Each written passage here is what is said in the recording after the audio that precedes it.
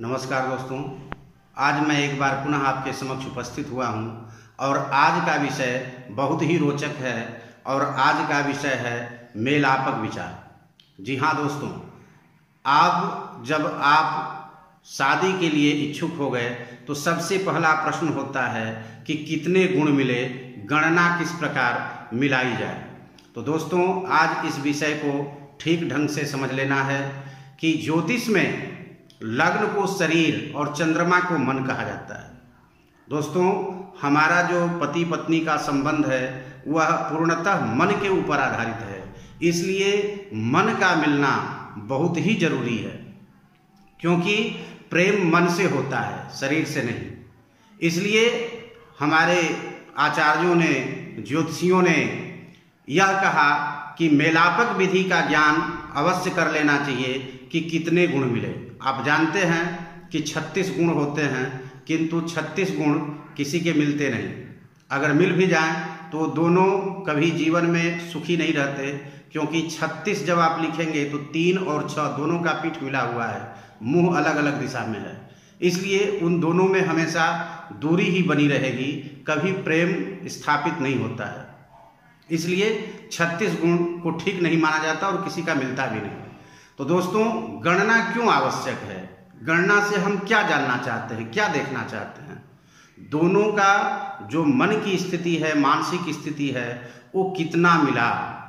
इसलिए इसको अष्टकूट में गुणों को विभाजित कर दिया गया है। 8 कूट होते हैं। इन 8 कूटों की संख्या को गणना करना मतलब गिनती करके देखना कि सभी 8 कूट मिलकर कितने गुण हुए लड़के और लड़की दोनों के, और दोनों में उसी गुण के आधार पर निर्धारित और निश्चित किया जाता है कि इन दोनों में प्रेम संबंध कैसा रहेगा। तो दोस्तों, गुण मिलान द्वारा वर और कन्या की प्रजनन शक्ति, उनका स्वास्थ्य, दोनों का ज्ञान, विद्या एवं आर्थिक परिस्थिति कैसी रहेगी, इसका आकलन किया जाता है। इस गुण मिलान पद्धति में 8 चीजें होती हैं। पहला वर्ण, दूसरा वश्य, तीसरा तारा, चौथा योनि, 5वां ग्रह मैत्री, 6ठा गण मैत्री, 7वां भकूट और 8वां नाड़ी। दोस्तों, और ये क्रमशः जो 8 गुण हैं, प्रत्येक क्रमशः एक एक गुण सब में वृद्धि होती चली जाती है। अर्थात वर्ण का 1 गुण, वश्य का 2 गुण, तारा का 3 गुण, योनि का 4, ग्रह मैत्री का 5, गण मैत्री का 6, भकूट का 7 और नाड़ी का 8 गुण होता है। इन सब का योग करके जब आप देखिएगा तो 36 गुण हो जाते हैं। इनमें कम से कम 18 गुण दोनों का मिलाकर होना आवश्यक है, 50% कम से कम। तो 18 गुण जब होंगे तभी शादी हो सकती है, तभी इन दोनों में प्रेम संबंध लंबे समय तक टिक पाएगा। दोस्तों, इसमें एक बात अवश्य ध्यान रखना है कि इन 18 गुणों में भी भकूट और नाड़ी, ये 2 का गुण अवश्य होना चाहिए। अगर अन्य गुण कम भी हैं और ये 2 गुण मिल गए तो विवाह संपन्न हो सकता है, इसमें कोई समस्या नहीं। तीसरी चीज है कि यदि और किसी प्रकार की समस्या है और ग्रह मैत्री जो राशि के स्वामी से देखी जाती है कि दोनों में कैसी मित्रता है, ग्रह मैत्री का विचार कर लेना चाहिए। यदि दोनों की ग्रह मैत्री ठीक बैठती है तो भी कम गुण मिलने पर भी विवाह संपन्न हो सकता है। और ये सभी कोई बहुत बड़ी चीज नहीं है। पंचांग या कैलेंडर में मेलापक की सारणी दी हुई रहती है, वहां आप जाकर के अपना गणना देख सकते हैं और किसमें कितना गुण मिला यह भी आपको स्पष्ट रूप से पता चल जाएगा। तो दोस्तों, इस प्रकार से 18 गुण मिलने पर भी विवाह को मंगलकारी कहा गया है।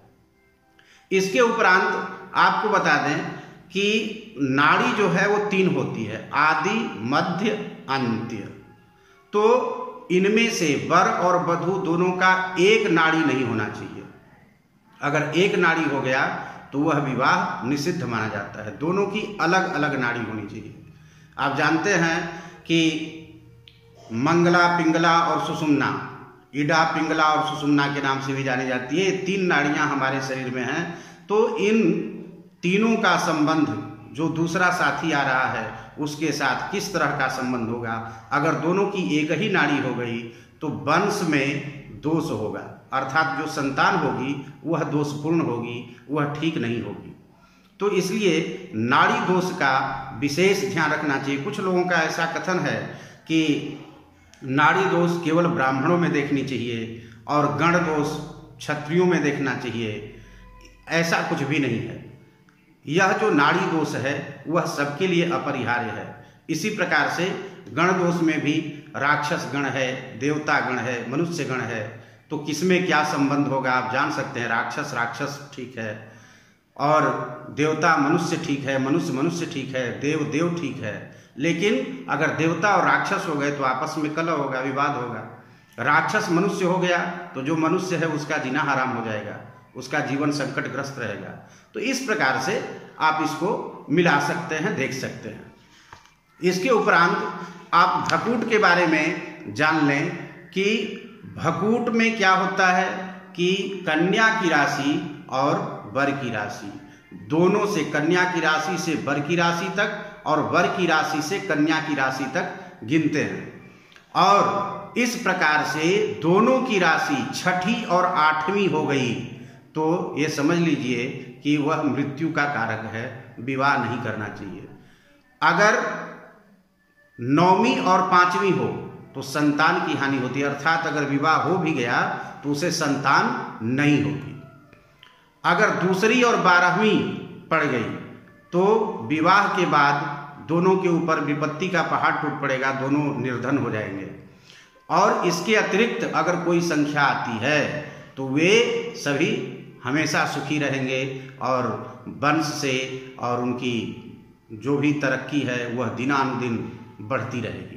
तो इस प्रकार से इस मेलापक को देखकर गणना मिलाकर विवाह निश्चित कर लेना चाहिए कि हाँ अब ये गणना मिल रहा है, अब विवाह को आगे बढ़ाया जा सकता है। तो दोस्तों इस प्रकार से पंचांग या कैलेंडर दोनों में से आप राशि के द्वारा देखें, लग्न के द्वारा नहीं, राशि के अक्षर चरण से आप देखें, वहाँ स्पष्ट रूप से वर का और कन्या का दोनों का दिया हुआ है, मिलाकर देख लें कितना गुण मिलता है। अगर 18 कम से कम है या 18 से अधिक है तो विवाह श्रेष्ठ है, विवाह कर लेना चाहिए। आज बस इतना ही। अगले वीडियो में मैं पुनः कुछ और लेकर उपस्थित होऊंगा। तब तक आप सुखी रहें, स्वस्थ रहें और मेरा वीडियो देखते रहें, अपना आशीर्वाद देते रहें। आपका बहुत बहुत धन्यवाद।